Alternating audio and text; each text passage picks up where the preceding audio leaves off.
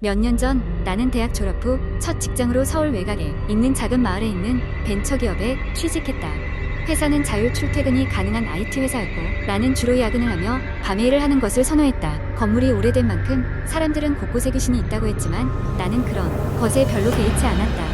그날도 평소처럼 사무실에 혼자 남아 프로젝트 마감을 위해 컴퓨터 앞에 앉아 있었다. 새벽 2시쯤 되었을 때 집중하던 내 귀에 희미한 발소리가 들렸다. 처음에는 그저 건물 외부에서 나는 소리라고 생각했다. 하지만 몇 분 뒤 분명 내 등 뒤 어딘가에서 나는 소리임을 깨달았다. 나는 조용히 뒤를 돌아봤다. 당연히 아무도 없었다. 다시 일에 집중하려 했지만 불길한 느낌은 쉽게 가시지 않았다. 나는 커피를 마시며 졸음을 쫓고 있었다. 그때 사무실 전등이 깜빡이더니 급기야 꺼져버렸다. 건물은 갑자기 암흑으로 변했고 나는 그 상태에서 잠시 멍하니 앉아 있었다. 눈이 어둠에 익숙해질 즈음 나는 컴퓨터 모니터에 빛에 비친 하얀 그림자가 내 앞에 서 있는 것을 보았다. 깜짝 놀라 자리에서 일어섰다. 심장이 미친 듯이 뛰었고 나는 재빨리 핸드폰에 손전등 랩을 켜서 앞을 비췄다.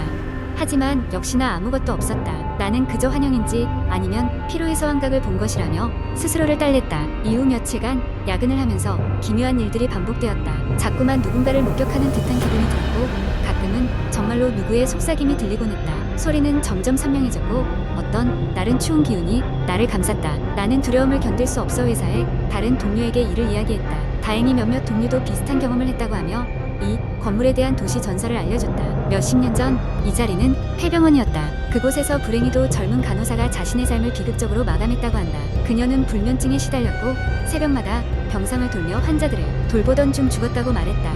그녀의 영혼이 아직도 건물 안을 배회하고 있다는 것이 동료들의 설명이었다. 그 이야기를 듣고 나니 모든 퍼즐이 맞춰지는 듯했다. 두려움은 여전했지만 어쩐지 그녀에게 연민이 생겼다. 나는 조심스럽게 야근을 마친 후 사무실을 나서며 그녀에게 말을 걸어본 적도 있었다. 안녕히 주무세요 라고. 그 말을 시작으로 한동안 기이한 현상이 멈추기 시작했다. 시간이 흘러나는 새 직장을 얻어 그곳을 떠나게 되었다. 마지막 날 밤 사무실을 둘러보던 중 참으로 깨끗한 창고방이 작은 창문의 바깥에서 비치는 달빛과 함께 무언가 환히 웃고 있는 듯한 여인의 모습을 보았다. 놀랍게도 그 모습은 따뜻함마저 느껴지게 했다. 그 순간 나는 알았다. 그녀는 이제 조용히 자신의 휴식을 즐기고 있을 것이라고. 이후로도 회사에서 야근을 하는 동료들에게 이상한 소식은 더 이상 들리지 않았다. 마치 그녀가 마침내 편안해졌다는 신호처럼 말이다. 중간중간 그 회사에 들릴 때면 나는 항상 코너에 있는 그 창고 방에 가서 그녀에게 작은 인사를 건넨다. 그녀는 이제 외로움보다 평화를 찾은 것 같다. 두 번째 이야기는 한국의 한 작은 시골 마을에서 시작된다. 오래된 전통과 미신이 여전히 강하게 남아있는 곳이었다. 이곳 사람들은 해마다 찬 바람이 불어오는 늦가을이 되면 마을 어귀에 잘린 목재 틈새로 하얀 안개가 흘러나오는 깊은 숲에 대해 이야기하곤 했다. 그 안개 속에서는 기이한 일이 벌어지며 결코 혼자 들어가면 안 된다는 불문율이 존재했다. 몇 해 전 서울에서 이 마을로 이사온 대학생 지우는 큰 도시에 지친 나머지 이곳에서 잠시 휴식을 취하고 있었다. 호기심 많은 그는 마을 사람들이 이야기하는 금기의 숲이 궁금했다. 하지만 마을 어르신들은 그 숲을 귀신의 숲이라 불렀고 그곳에 들어갔다가 돌아오지 못해 실종된 사람들이 여럿 있다고 했다. 호기심이 왕성한 지우는 그런 말들에 오히려 더 자극을 받았다. 그래서 어느 날 밤 달빛이 희미하게 비추는 찬바람 부는 날 지우는 손전등 하나에 의지해 그금단의 숲으로 발을 들였다. 숲속으로 들어가자 기이한 정적이 그를 감쌌다. 나뭇잎 하나 스치는 소리도 들리지 않는 마치 시간이 멈춘 듯한 고요함이었다. 숲 안쪽으로 깊숙이 들어가자 지우는 점차 방향 감각을 잃어갔다. 숲은 점점 더 어둡고 음침해졌으며 그의 손전등마저 이제는 생명이 다한 듯 흐릿한 빛만을 발했다. 어느 순간 그 빛 속에서 움직임이 느껴졌다.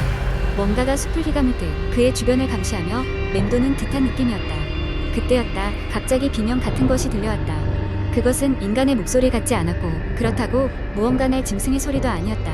그 소리에 혼비백산해진 지우는 황급히 돌아 나오려 했다. 하지만 그는 이미 길을 잃고 말았다. 방향을 알 수 없는 공포에 질린 그는 손전등을 이리저리 비추며 탈출구를 찾아 헤맸다. 그 순간 숲속의 나무 사이로 희미한 형체가 보였다. 처음에는 바람에 나뭇가지가 흔들리는 것이라고 생각했지만 그것은 점차 사람의 형상을 띠며 다가오기 시작했다. 흰 한복을 입은 여인이었다. 얼굴은 보이지 않았지만 그녀의 긴 머리카락과 창백한 손은 이상할 정도로 뚜렷했다. 여인은 말없이 지훈을 바라보며 천천히 그에게 다가왔다. 지훈은 두려움에 사로잡혀 그 자리에 굳어버렸다. 움직일 수가 없었다. 여인은 그저 아주 가까운 거리까지 다가오더니 어느 순간 불쑥 그의 귀에 얼굴을 가까이 대며 속삭였다. 그녀가 말한 것은 단 한마디. 돌아가. 그 순간 지우는 정신을 잃고 말았다. 얼마나 시간이 흘렀는지 모른다. 지훈이 깨어난 곳은 숲속 깊은 곳이 아닌 마을 어귀의 작은 길가였다.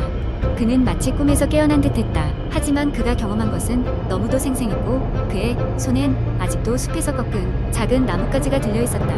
마을 사람들은 지훈의 이야기를 듣고 깊은 한숨을 내쉬며 고개를 저었다. 그들은 오랫동안 전에 내려오는 이야기를 들려주었다. 오래전 그 숲에는 한 젊은 여인이 살았습니다. 그녀는 마을 사람들에 의해 부당하게 희생되었고 죽어서도 그 숲을 떠나지 못한다고 했다. 그래서 가끔씩 숲을 지나치는 여행자 나길 일은 이에게 나타나 자신의 이야기를 속삭인다고. 지우는 그날 이후 다시는 숲 근처에 가지 않았다. 그는 무엇보다 돌아가라는 속삭임을 상기하며 일상으로 돌아갔다. 하지만 가을 바람이 불기 시작하면 여전히 그 속삭임이 들려오는 것 같은 느낌을 받곤 했다. 실로 그의 마음속 깊이 새겨진 늦가을에 잊을 수 없는 밤이었다. 세 번째 이야기 몇 년 전 나는 친구들과 함께 여름방학을 맞이해 강원도로 여행을 가기로 했다. 도심을 벗어나 자연 속에서 잠시나마 휴식을 즐기고 싶은 마음에 우리는 오래된 펜션을 예약했다. 그 펜션은 산속 깊은 곳에 위치해 있었고 인터넷에서 본 사진은 매우 아름다웠다. 출발 당일 우리는 설레는 마음으로 차를 몰고 강원도로 향했다. 도착 시간이 늦었고 산속 길은 어둡고 험난했다. 내비게이션은 계속해서 경로를 재설정하느라 애를 먹고 있었고 휴대폰 신호도 점점 약해지고 있었다. 그렇게 몇 시간을 헤맨 끝에 드디어 펜션에 도착할 수 있었다. 펜션 주인은 체격이 작고 나이가 지긋하신 노인이었다. 그는 친절했지만 어딘가 모르게 눈빛이 불안정했다. 그는 우리에게 규칙을 설명해 준 뒤 침실로 안내했다. 그의 설명 중에는 밤 12시 이후엔 절대로 밖에 나가지 마세요라는 것이 있었고 우리는 대수롭지 않게 여겼다. 그런 조언은 지방에서 흔히 들을 수 있는 미신이라고 생각했기 때문이다. 첫날 밤 우리는 바비큐 파티를 즐기고 술도 한 잔씩 하며 신나게 이야기를 나누었다. 시간은 빠르게 흘러갔고 어느새 시계는 자정을 넘어서고 있었다. 술 기운에 취해 자제심을 잃은 우리는 밖을 거닐기로 했다. 신선한 공기도 마시고 밤하늘의 별도 감상하고 싶은 마음이었다. 우리는 숲속으로 향했다. 숲은 입구만 초입에 가로등이 있을 뿐 조금만 들어가도 암흑이었다. 희미한 달빛 아래 길을 더듬으며 걸어가던 중 이상한 소리가 들려왔다. 처음에는 바람이 부는 소리인 줄 알았지만 그 소리는 점점 커지며 우리 주위를 맴돌고 있었다. 마치 사람의 낮은 속삭임 같은 것이었다. 우리는 잠시 멈춰 서로의 얼굴을 확인했다. 아무도 말은 하지 않았지만 모두가 똑같은 불안을 느끼고 있었다. 계속 길을 걷는데 나무 뒤쪽에서 무언가 움직이는 그림자가 보였다. 순간적으로 공기가 싸늘해졌고 그때 친구 한 명이 두려움에 찬 목소리로 말했다. 저거 나무 뒤에 누구 있는 것 같아. 그의 말을 듣자마자 우리는 걸음을 멈추고 앞으로 나아가지 않기로 했다.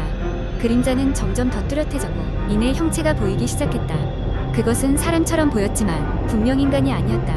길고 뒤틀린 팔다리 그리고 천천히 꺾여가는 목소리로 우리를 부르고 있었다. 공포에 질린 우리는 소리를 지르며 펜션 쪽으로 달렸다. 그 낯선 존재는 우리를 뒤쫓지 않았지만 그곳에서 도망치는 동안 등골을 타고 흐르는 식은땀은 잊을 수 없었다. 펜션에 도착한 우리는 숨을 돌리며 서로의 얼굴을 바라보았다. 모두 겁에 질려 있었고 우리가 본 것이 무엇인지 이해할 수 없었다. 그러던 중 아까 봤던 노부인이 우리를 기다리고 있었다. 그는 놀라지도 않고 우리가 돌아올 줄 알았다는 듯한 눈빛으로 말했다. 한 번 더 경고했어야 했는데 미안하구나. 여긴 오래전부터 그런 게 자주 나타났지. 노부인의 말에 따르면 그 존재는 옛날의 산신령 같은 것이며 그의 영역을 침범한 사람들에게 장난을 친다고 했다. 하지만 해치지는 않는다고 덧붙였다. 우리는 안도의 한숨을 쉬었지만 그 밤 이후로 절대 자정이 넘으면 밖으로 나가지 않기로 약속했다. 그 여행은 예정대로 마무리되었지만 그 후로도 가끔 밤이 되면 그때의 기억이 떠올랐다. 오래된 숲속 펜션과 그 괴이한 존재는 우리에게 강렬한 인상을 남겼다. 친구들과 나는 그 이야기를 누구에게도 말하지 않기로 했다.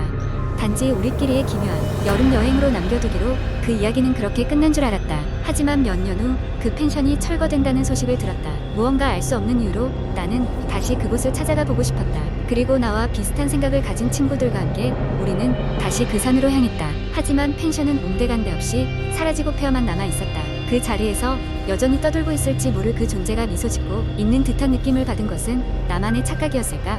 그 답은 누구도 알 수 없는 채로 우리는 다시 산을 내려왔다.